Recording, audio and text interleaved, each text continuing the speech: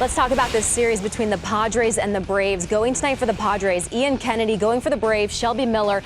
These two look very different except for strikeouts. Shelby Miller with just 6 more strikeouts than Kennedy, but Kennedy sporting that 3-5 record. Shelby Miller at 5-2 right now. Of course, Shelby Miller with a lot more innings pitched at 71 1/3. Let's welcome in Ben Ingram. Talk about these Braves with Melvin Upton Jr. being activated from the DL. You now have 3 former Braves going up against Atlanta in this series. Do you expect them to be a little extra motivated in this one?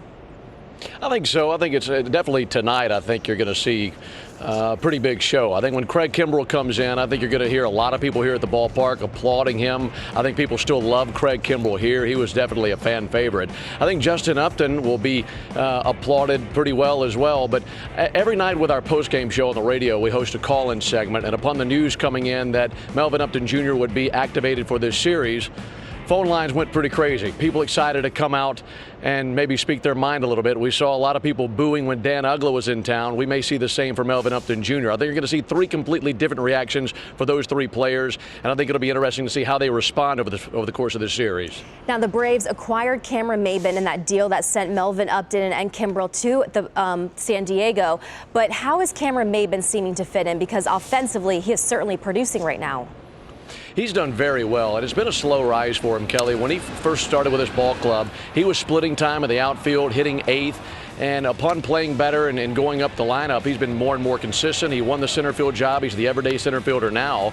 And this is a guy that has 11 base hits in his last 4 games. He filled in while Jace Peterson was out at the top of the order, did a great job as a leadoff man. Yesterday went back to the 2-hole, had another 3-hit day. So he's been producing, good at bats. He really enjoys it here, and he's worked very well with Kevin Seitzer, whom he was definitely admiring from afar when he was with San Diego. He's had a big impact, the hitting coach for the Braves, on Cameron Maybin. Well, after a few injury-plagued seasons, you have to figure this could be one of his breakouts. Thanks, Ben. We'll get John in a few to talk about the rebuilding concept over there in Atlanta. Let's head out to Atlanta. Ben Ingram rejoins us to talk about these quote-unquote rebuilding Braves. Of course, their offseason moves led everyone to think that this team was rebuilding, but here they are. They find themselves 3 games out of first in that NL East. Can they maintain this competitiveness all while rebuilding?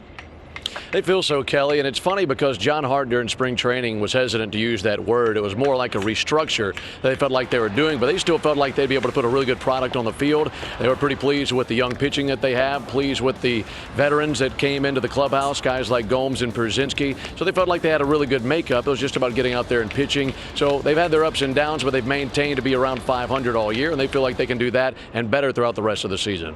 What benefits do they see themselves having pitching with such a young staff?